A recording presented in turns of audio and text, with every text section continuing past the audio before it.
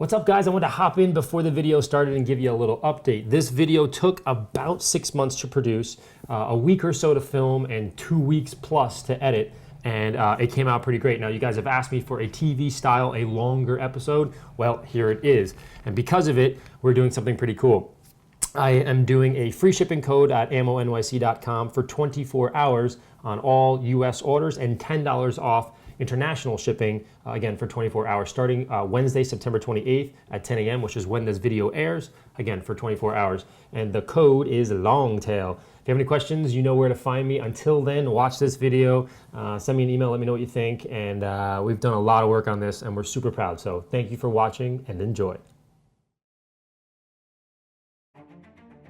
Every year in August, the Super Bowl of car shows takes place in California, known as Pebble Beach Week. Cars, car collectors, and detailers from around the world travel here to celebrate these rare and priceless automobiles and to compete in the Pebble Beach and Quail Concours d'Elegance. Only the best of the best cars are invited to participate, and far fewer leave with a trophy. This is the behind-the-scenes look at what it takes to detail, compete, and ultimately win at the most exclusive concours in the world.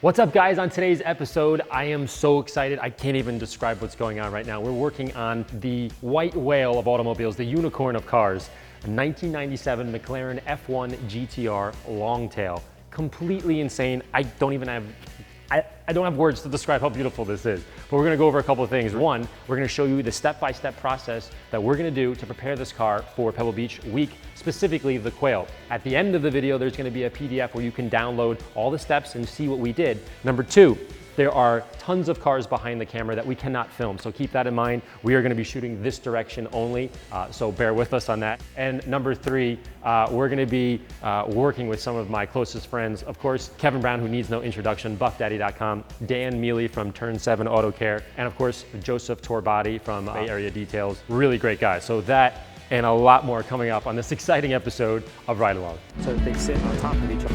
Oh, touch up down. Towards the end, because you can hear it.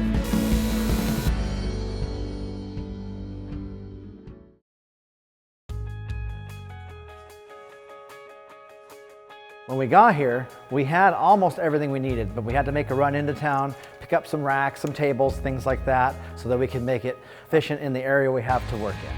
What we did was organize all of our tools because we're gonna have a bunch of guys working on this. We're gonna be jumping over each other. For this trip, Kevin packed his truck full of clear plastic bins so we could easily see what's inside without opening them and wasting precious time and energy.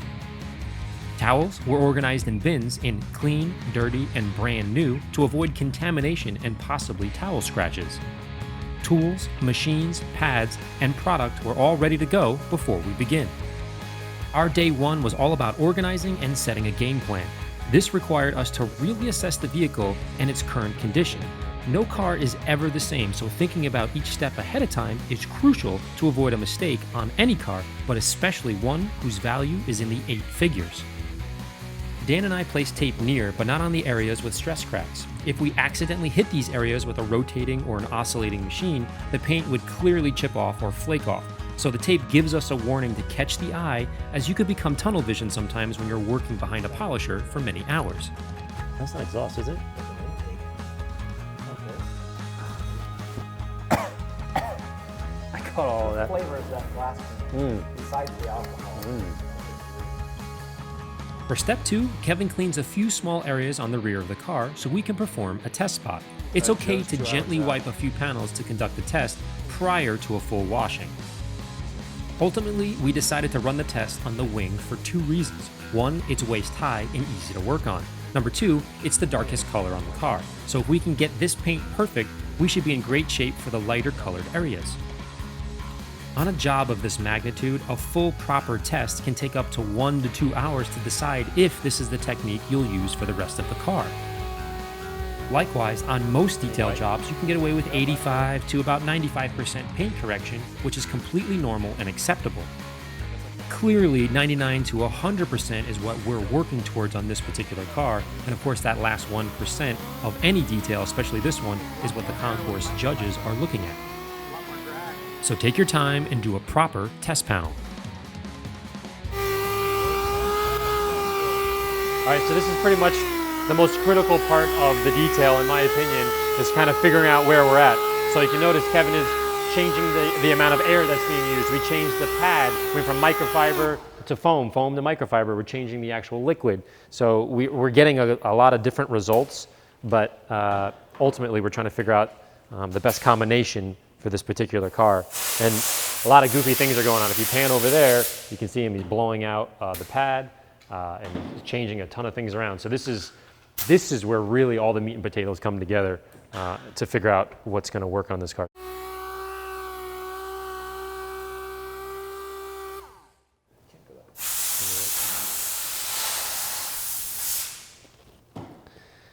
Okay, so inch by inch, every time we do a pass, it kind of tells a new story. So Kevin's blowing out the pad again.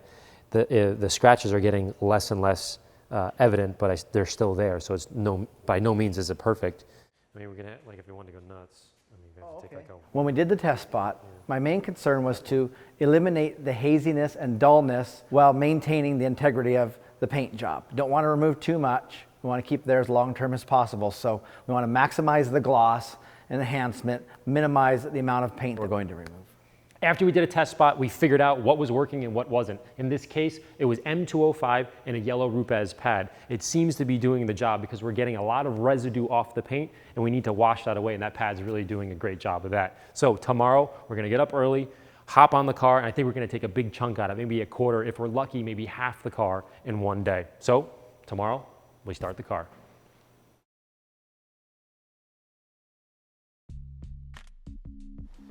It's early morning on day 2. We got good sleep, really good food. Now we're ready to go to start cleaning the car. But in our parking lot, there's actually a 675 LT, which is a throwback to the car that we're working on today, which is the Longtail. Now this car is inspired by the one that we're about to clean, and that means a lot to us here, so it's pretty cool to see that.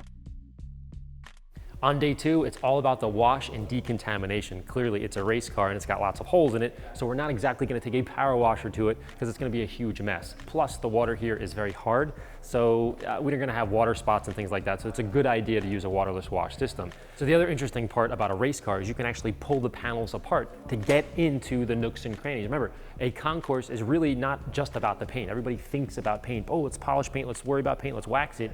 It's about that 1%, that part that you cannot see, that's gonna be judged. So for us to pull the panels off, it helps a lot because we're gonna get underneath it, we're gonna clean the chassis with little Q-tips and things like that. So today is a big day. Pull everything apart, get underneath there, and find the debris that you never see when you're just standing there looking at it. Anytime bolts or screws are removed, we take pictures to be 100% sure how and where they were placed, and then tape them to the section we just removed them from. Losing a screw, or in judging terms, a screw is missing, is enough to lose you a podium spot, so mishaps are unacceptable. By removing these pieces, polishing both the inside and any internal components is possible and even ergonomic. For example, polishing headlights and panels on a table or propped up in your lap is far more comfortable than on your knees. You see, the secret to a 100+ hour detail is to eat and drink water frequently and be in a comfortable polishing position. With these boxes checked, you can work for hours with no loss of concentration. All right, so we basically just took apart the entire car. Now, I've detailed a lot of cars in my life. There's a lot of pressure, but when you take apart a race car of this value as delicately as we did, it's pretty nerve-wracking. I mean, look at these guys over here, just putting things together and making sure it doesn't wiggle. But the interesting thing is, when we take this apart, we have way more access to get into areas to clean up. So it's gonna be nice. In, I don't know, 4 or 5 days, it's gonna be pretty clean. Step 3 is to brush and vacuum. Use longer hair brushes and be sure to cover any exposed metal girdles with tape to avoid a metal to paint or metal to plastic contact. Now you might be asking yourself, why not simply use compressed air on the dust and dirt in the cockpit or engine compartment? Well, that's a fair question. On a detail of this level, using compressed air at this point will throw dust and dirt everywhere, and you'll be chasing your tail and killing time, not to mention getting the other cars in the garage dusty and dirty, which is a big no-no. It's best to brush the dirt into the nozzle and only use compressed air later to dislodge the trapped dust that you couldn't get with the brush. Keeping the nozzle in a fixed location and gently sweeping the dirt towards the vacuum avoids scratching the soft carbon fiber by grinding the plastic nozzle into any little rocks by mistake. Now, with the major dust and dirt removed, use compressed air in a stiff bristle brush to agitate the clogged or caked up areas. Next, Kevin mixes two types of specific cleaners. The first, designed to clean delicate surfaces in the cockpit. For this, we're using AMMO Lather Interior Cleaner. The second type of cleaner is designed for heavily soiled areas such as engines, wheel wells, and lower portions of the body or suspension. This is a 50-50 mixture of water and AP cleaner. We dilute this product because our next tool, which is the steam machine, will of course create steam and heat to help cut through the grease and grime. However, it also exponentially increases the pH level and creates a thick layer of emulsification to loosen the contamination. So using a steam machine is like supercharging your cleaner's power. That's why we need to dilute the concentration. Keep in mind that typical all-purpose cleaners contain strong solvents such as butol, and if they're not fully removed after cleaning, they can break down or weaken the material you're actually cleaning. So, using specific cleaners for specific areas is critical. Once we were confident the interior components were degreased and dust-free, it was time for a quick exterior wash. As most of you know, I'm a huge fan of properly washing your car with water, using AMMO foam, 3 buckets, plum, brute, and so on, much the same as we did on our F40 restoration video because it's safer than any waterless wash system. Free-flowing water is a fantastic lubricant and it carries the dust and dirt away effectively. However, due to our environmental constraints, we opted for the next best solution of a 50-50 distilled water and rinseless lubricant, along with plenty of clean towels. Since we're polishing the car immediately afterwards, any fine scratches introduced by this method will be quickly removed. Furthermore, be sure to avoid a waterless wash with polymers added, as this will interfere with your next step of compounding and polishing. Next, I quickly clay the paint to remove any embedded contaminants that may get picked up by our polishing pad and accidentally mar the paint and prevent us from achieving that last 1% of perfection. Clay is by far the most misunderstood detailing tool. It should only be used when the paint feels rough to the touch because tiny contaminants have embedded themselves in the paint and cannot be removed with a standard wash. Clay should only be used when needed, much the same as going to the emergency room. The goal is to not have to use it. So avoid parking under trees or next to someone painting their house and so on. Clay should not be used for every wash. However, if it's actually needed on every wash, then you may want to rethink how and where you park your car. At this point, the crew was in the zone and progress was good. But just then, the owner dropped a bomb on us. So after chatting with the owner, what's going to happen is a little bit of a schedule change. The car is going to go down the night before. We're going to need to finish this in terms of the polishing and then of course the sealing and the waxing, all the pretty stuff by the end of day Thursday. That's an entire day gone. And yet there's still another slight twist to this detail. By the way, I just found out that we are actually competing for an award, which is the post-war race car class, something like that. By entering this new class, the competition and the stakes just went up even more, but we have less time to prepare for it, so we need to buckle down and get it done quickly. Today is all about finishing up cleaning and degreasing the car. Now, yesterday we ran a little bit late. A car of this magnitude and complexity, it's hard to gauge how much time things are going to take. Plus, our time actually decreased to deliver the car. We found that out last night. This afternoon, we're going to be taking all the parts, polishing them, and putting the car back together. On a concourse detail, you would think some of the tools we use are rare. And in fact, most of what we use you would find in a kitchen or a garage. We're using skewers that are pointy but soft enough to get into intricate areas. We're also using brushes. This is the same exact brush, but one of them we trimmed down the bristles. That gives more scrubbing power. This one's able to reach in deeper into crevices. Paint sticks, we wrap towels around these to push into tight areas. This here is a typical aerosol can lid, and we're using cotton swabs and penetrating oil in the middle. Just dip it in and apply and go.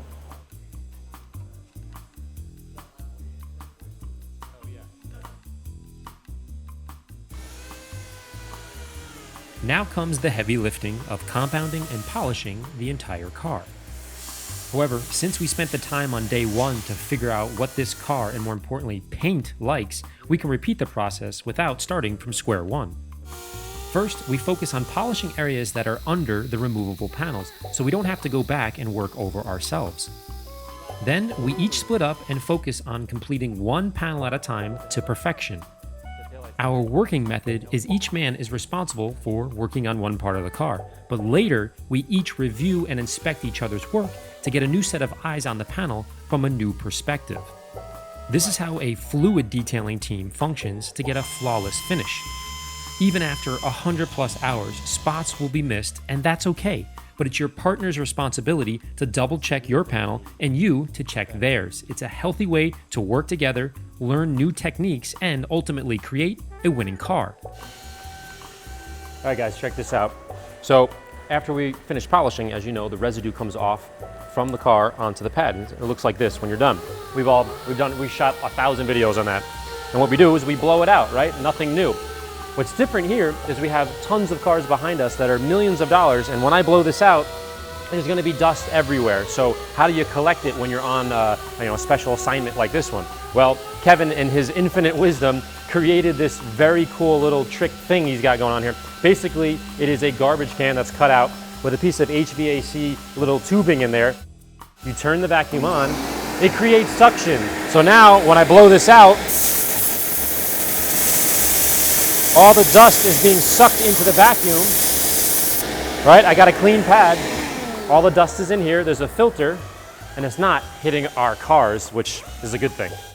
Kevin has so many detailing tricks, it's impossible not to pick up a few gems when you're with him. From cutting pads on the fly to fit a specific contour or area of the car that needs to be polished, or even ditching the pad altogether and polishing with his finger alone. There's no doubt he is the best paint polisher in the world. Clearly this is a race car, and race cars, well, have stickers. Here's what to keep in mind when polishing on or around decals. Imagine if we had this tape here and we were going to polish up to it to get a 50-50 shot. Right. And they're rolling across the tape with the pad and the compound or the polish.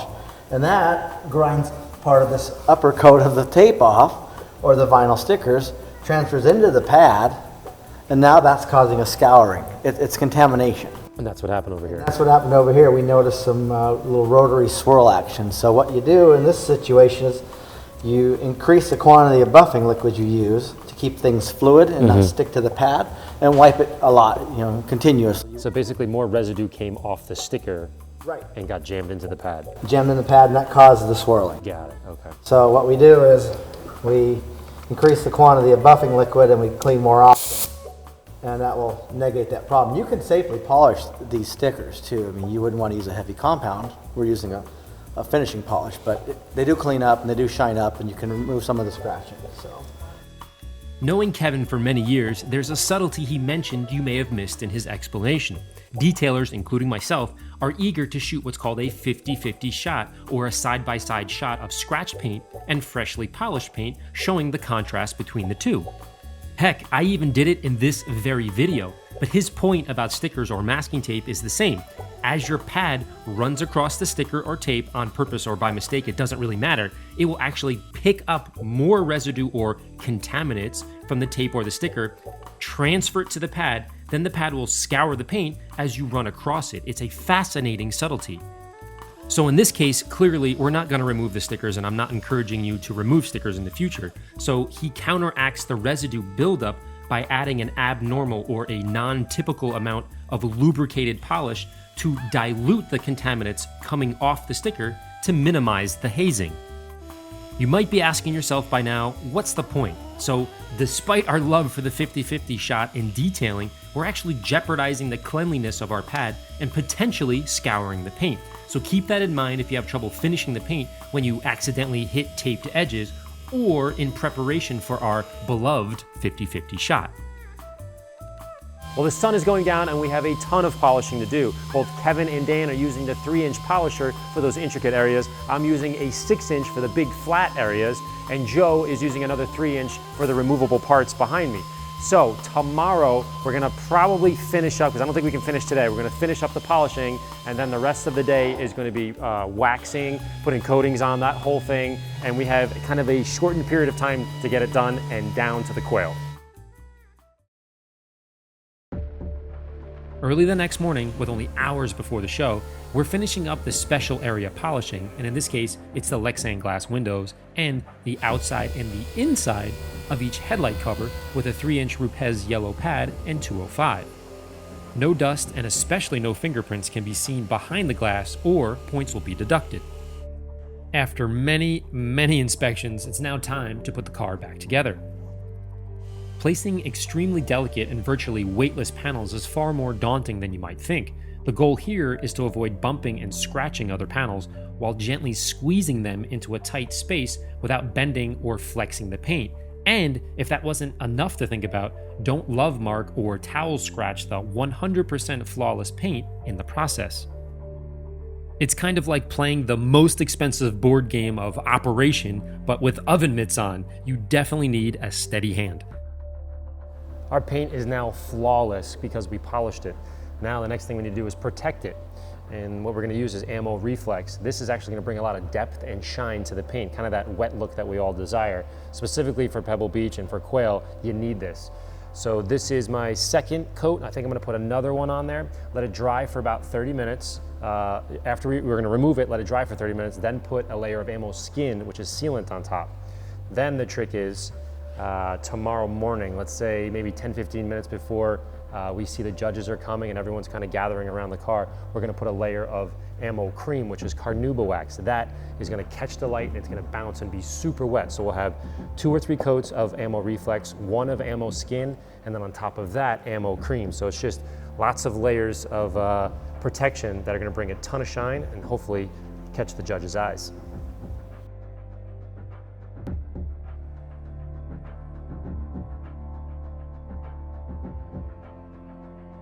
While I'm finishing up the second coat of Reflex, Dan is applying gelée wheel wax to each rim by hand. First, he places a few dabs of gelée in his palm and squeezes them together to heat up and spread the product evenly. Next, he coats each spoke by hand while focusing on reaching the backside as well. After 3 minutes, he removes the dried wheel wax with a microfiber towel. We are doing this now to make our lives easier when we're at the show, because the car is being driven beforehand, and brake dust that accumulates now will be far easier to remove when we're at the show.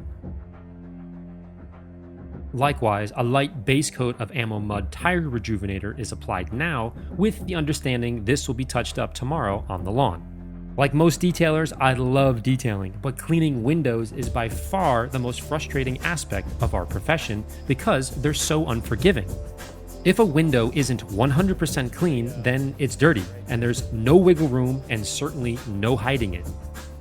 In some odd way, it's actually comforting because there's no ambiguous interpretation or different opinions. They're either clean or they're not. It's kind of like math. Either the number is correct or it's wrong. It's a non-emotional decision.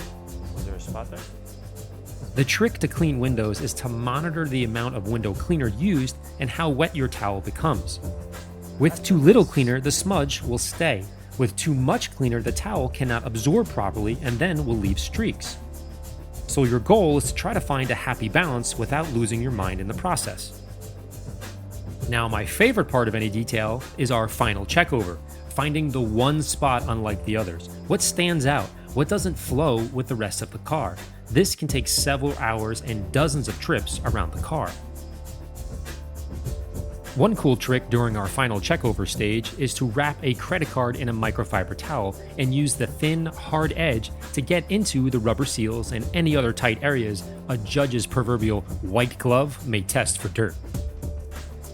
With 138 man-hours on the job, we still weren't done. The next job was to figure out how this amazing car was actually going to get to the quail. You see, it was originally delivered on a flatbed truck, but now the owner wants to drive it to the show. And with only an inch of ground clearance, public roads are extremely difficult to negotiate. Even a single speed bump could strand the car and our work outside the show. Our solution was a late-night run to the hardware store for plywood and 2x4s. We had to decide on the spot what we'd need to get this incredibly rare car to the show without damaging the carbon fiber panels and front spoiler. Would it work? I certainly hope so.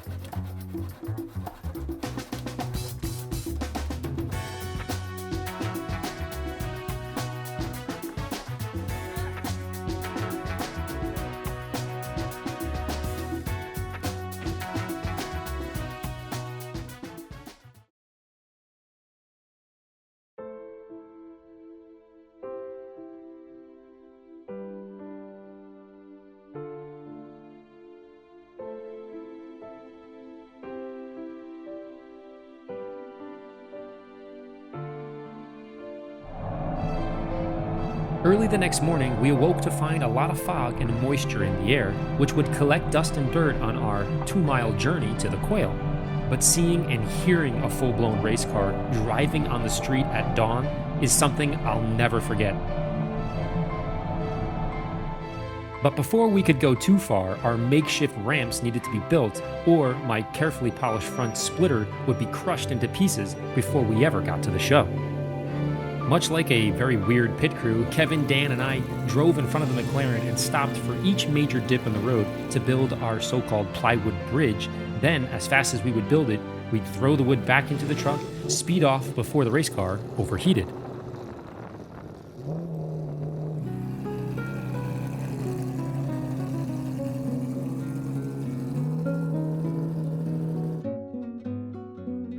Because the ground was wet on our drive over, we had a bit more dirt than we had hoped for, especially when looking down the line at our competitors who were flatbedded to the show earlier that morning.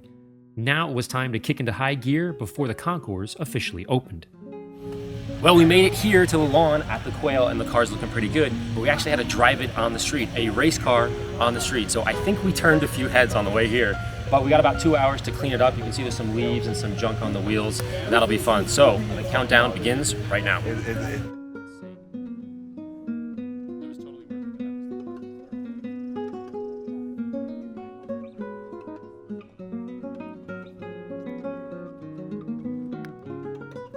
So the show is in full swing right now, and I'm just trying to do little primp things because we can see that there's judges going around judging different cars, and there's no like timetable. They just come whenever they want to come. So I kind of feel like it's before the dog show. You know, the shows you see on TV where the guy's primping the dog immediately before he goes out on the show floor. That's literally what me, Kevin, and Dan are doing right now, just making sure every little thing is perfect right before the judges come.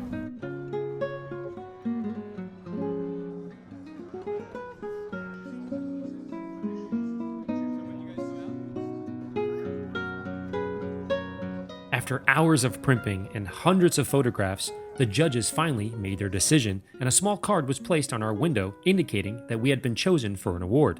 Now at this point, we didn't know what we'd won, but only that we needed to get in line to go on stage. However, there's a catch. If for any reason the car cannot start or make it to the stage, the award is forfeited. But remember, with an inch or so of clearance, any divot or sprinkler head could rip the front spoiler off the car with thousands of spectators watching. It was not a feeling I wanted to experience myself, so Dan and I watched its every movement as it went towards the stage. With the moment of truth upon us, our week's worth of work would be put to the test. As we waited, the crowd of spectators and photographers grew. One after the other, awards were handed out until it was finally the big moment. After 138 man-hours, gallons of products, 110 towels, 15 pads, 6 different machines, and of course, 5 sleepless nights, all led to this moment. Switzerland with this wonderful car, as Philip said, not road legal, so he can't even drive it while he's here, but he shipped it over especially to be here at the Quail, so therefore a very deserving winner of the Spirit of the Quail Award. Our car won the coveted Spirit of the Quail Award, which represents the true spirit of motoring based on the vehicle's design, driving experience, performance in its era, engineering innovation, and its unrivaled timeless beauty. This was a detail and experience we'll never forget. After all the hard work, we actually won the Spirit of the Quail. Here it is. It looks fantastic. As always, guys, if you have any questions, shoot me an email at larry@ammonyc.com or visit my website, ammonyc.com. I got no words to describe it. Thanks for watching, guys. See you next time.